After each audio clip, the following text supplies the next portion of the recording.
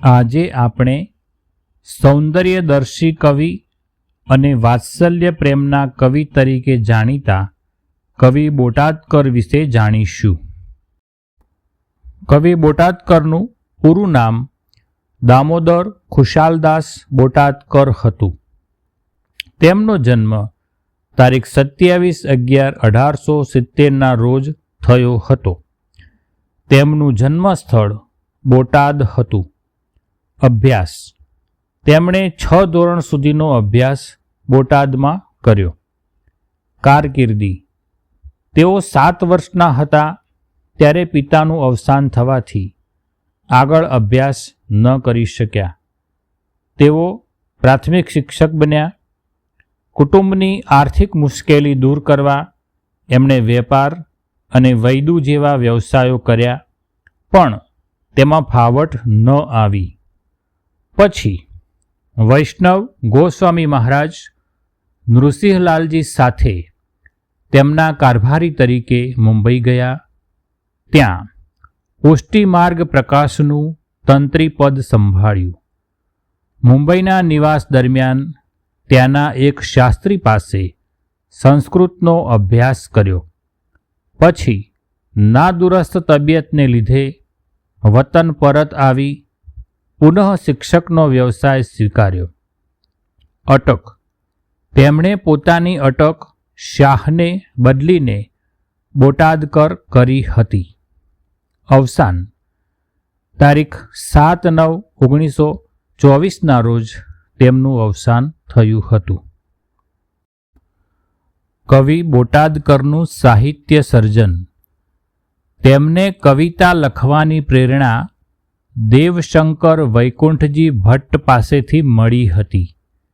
તેમના કાવ્યોમાં પ્રણયભાવના વિવિધ સ્વરૂપોનું ઉત્કૃષ્ટ આલેખન જોવા મળે છે.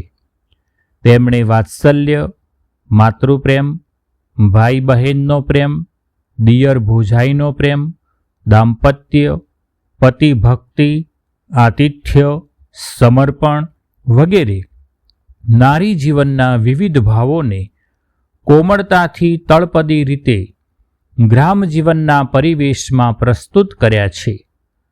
અવસર, ઉર્મિલા, એભલવાળો જેવા ખંડ કાવ્યો, ઉષા અને શત્રુંજય જેવા પ્રકૃતિ કાવ્યો, માતૃગુંજન અને ભાઈબીજ જેવા રાસ અને જનનીની જોડ ઉર્મી કાવ્ય ગુજરાતી કવિતાને તેમનું વિશિષ્ટ અર્પણ છે. અન્યોક્તિ અને અર્થાંતર ન્યાસ તેમના પ્રિય અલંકારો છે.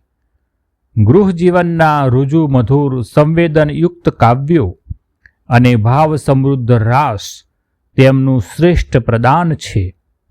વિશ્વનાથ ભટ્ટે તેમને સૌંદર્યદર્શી કવિ તરીકે ઓળખાવ્યા હતા. કવિ બોટાદકરનું સાહિત્ય સર્જન: પ્રારંભિક કૃતિઓ: શાહ પ્રણીત લાલસિંહ સાવિત્રી નાટક અથવા સ્વયંવર વિધિથી સુખી દંપતીનું ચરિત્ર તથા ગોકુળ ગીતા, રાસ વર્ણન, સુબોધ કાવ્ય સંગ્રહ. તે પછીના કાવ્ય સંગ્રહો કલ્લોલિની, સ્ત્રોતસ્વિની, નિર્ઝરિણી, રાસ તરંગિણી અને મરણોત્તર કૃતિ શૈવલીની છે.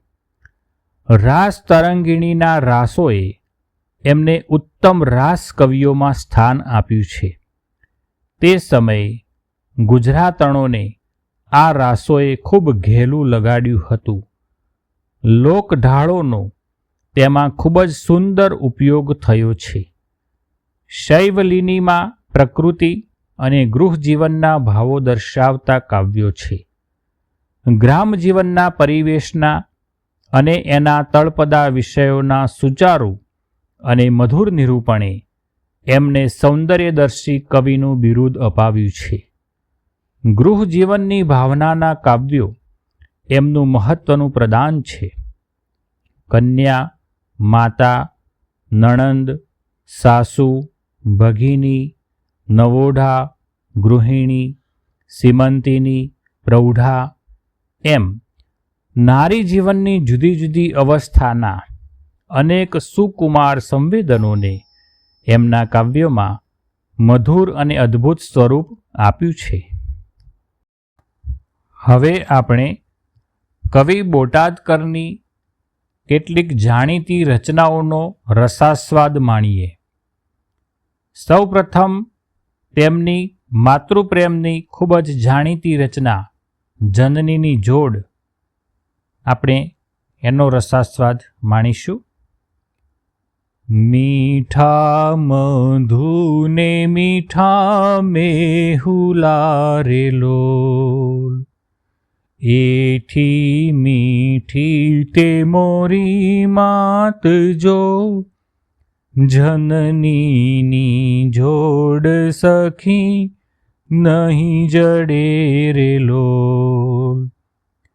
પ્રભુના એ પ્રેમ તણી પૂતળી રે લોલ, જગથી જુધેરી એની જાત જો, જનનીની જોડ સખી નહીં જડે રે લોલ. અમીની ભરેલ એની આંખડી રે લોલ, વાહલના ભરેલા એના વેણ જો, જનનીની જોડ સખી નહીં જડે રે લોલ. હવે આપણે કવિ બોટાદકરની બીજી જાણીતી રચના ભાભીનો રસાસ્વાદ માણીએ.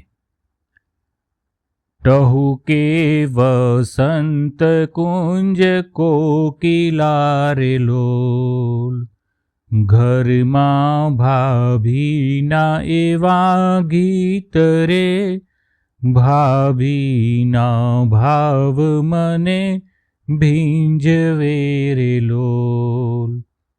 વીરા મારાની મધુર મોરલી રે લોલ, નવલા એ રાગ વહે નિત્ય રે, ભાભીના ભાવ મને ભીંજવે રે લોલ.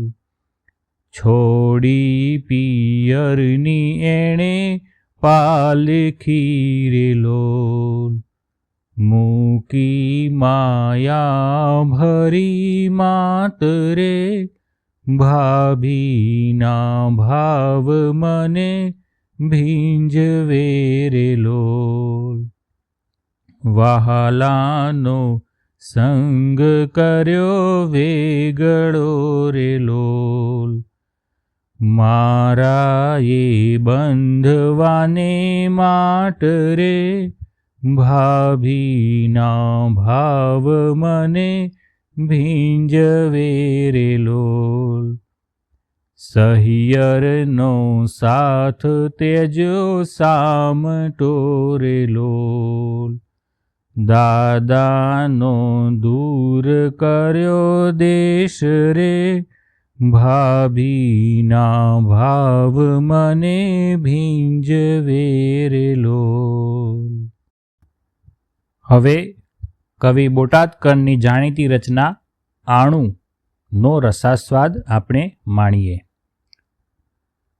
આવી આવી વગડા વીંધી વેલજો, ઘૂઘરીએ ઘમ ઘમતા આવ્યા ગોડલા, આજ ફળી અંતરની એકલ આશ જો, મીઠલડી માવડીએ આણા મોકલ્યા.